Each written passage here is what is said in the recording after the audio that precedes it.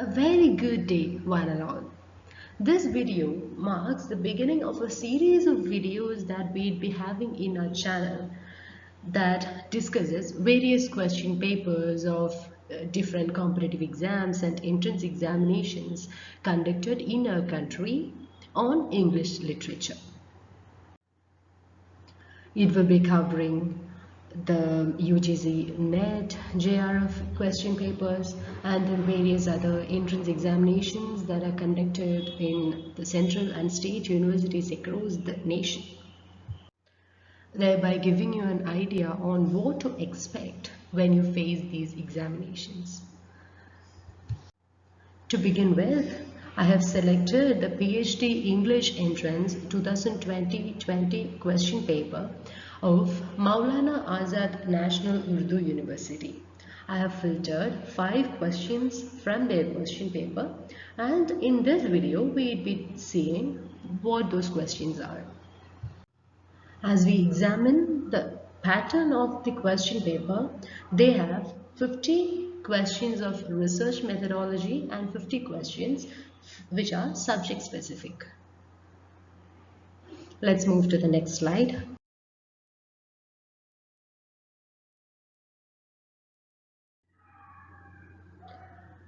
The first question: which British Prime Minister won the Nobel Prize for Literature? Here we have the options: Ramsay MacDonald, Stanley Baldwin, Winston Churchill and Clement Attlee. The answer for this question is Winston Churchill. Here you have the image of Winston Churchill. Churchill won the Nobel Prize for Literature in the year 1953, to quote exactly, for his mastery of historical and biographical description, as well as for brilliant oratory in defending exalted human values. He had written many works of literature, and he has also published various war reports as well. And the only one novel that Winston Churchill had published is Savrola, which he had written in 1898. The subtitle of the novel is A Tale of the Revolution of Laurania. He has written many other works of non-fiction as well. So his only novel is Savrola. Coming to the next question: which is the first English daily newspaper published in London? The English Courant, the Daily News, the English Times and the Daily Courant are the options. The answer for this is the Daily Courant. This newspaper, it has started publishing in the year 1702 on March 11. If you check the image right here, you can see the date and the year of the newspaper. So the Daily Courant is the first newspaper, first English daily newspaper which was published in London.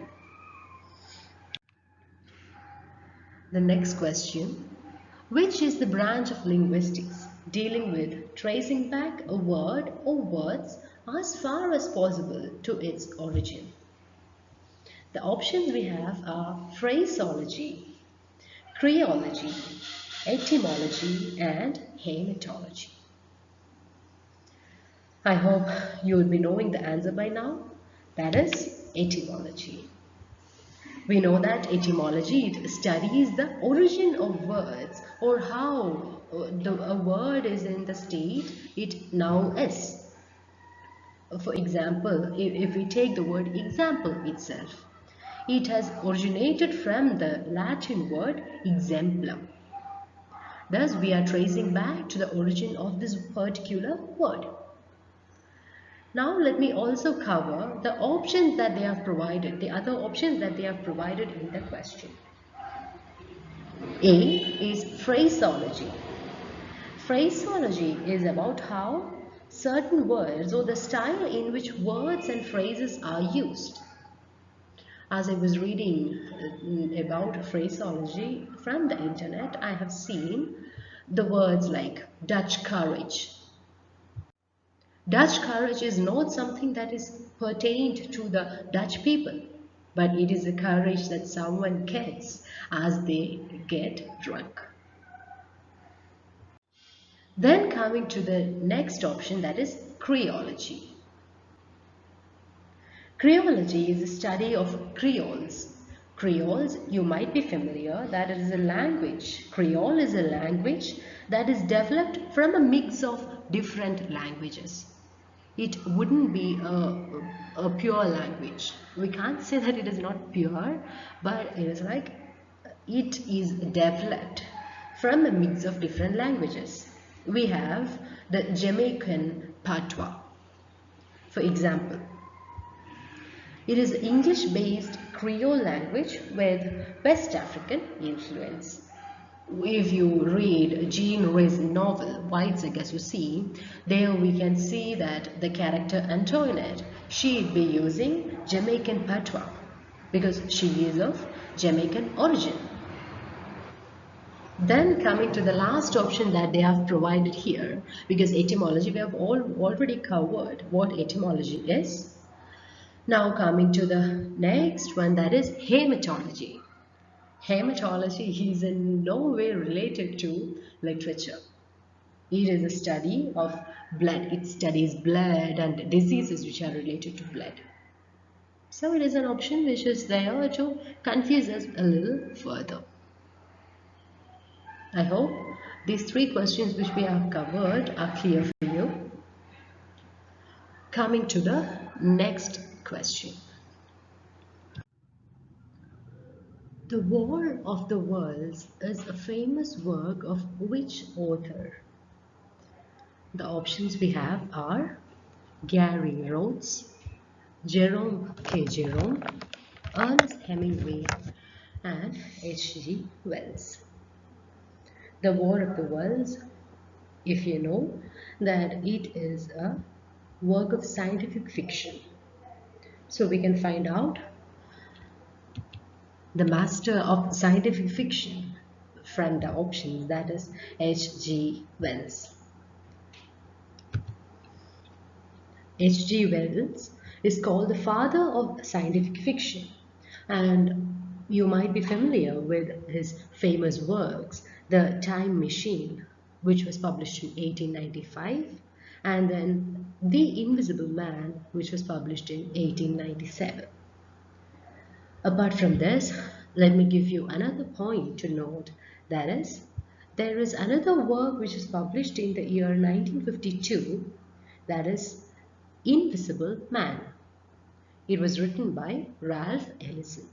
So, The Invisible Man is written by H.G. Wells and Invisible Man is written by Ralph Ellison. Coming back to The War of the Worlds, it is a story of the Martians' invasion of Earth. So, a group of creatures from Mars are invading the Earth. So, these creatures are the Martians. Thus, the whole novel, The War of the Worlds, is about the clash or the conflict between humans and the ETs. ETs are the extraterrestrials. And the novel finally concludes with the narrator's realization of the threats that could be posed by the creatures of other planets.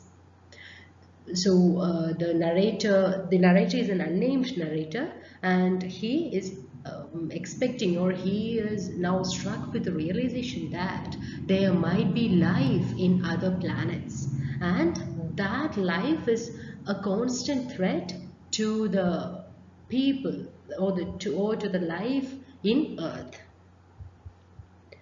This novel, The War of the Worlds, is simultaneously published in UK and US serially. In UK, it was published by the Pearson's magazine, while in the US, it was published in the Cosmopolitan. And the same work, it has been adapted into radio plays, and then even film and series is made out of this novel. Coming to the last question that we are dealing in this video. Aldous Huxley borrowed the title of his novel Brave New World from Lilly's Euphues, Sidney's Arcadia, Shakespeare's Tempest, Bunyan's Pilgrim's Progress. The answer is Shakespeare's Tempest. In fact, it is taken from a dialogue that is uttered by Miranda to Ferdinand and his companions. You might be knowing the plot of Shakespeare's Tempest, and in that, Miranda is deprived of any human connection other than her father Prospero. So at the time when she could meet a number of people, she is uttering thus: "Oh wonder, how many goodly creatures are there here! How beauteous mankind is! Oh brave new world that hath such people in it!" So Miranda is excited, she is happy to see new people, to establish human connection. Thus, we have seen that Brave New World is taken from this utterance of Miranda. So the title of the novel is taken from this utterance.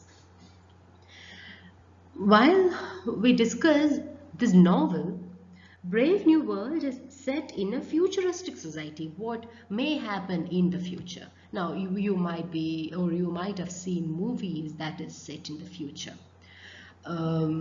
If we have seen the movie PK, we see that how some extraterrestrial creature is coming to Earth and seeing what is happening in the Earth.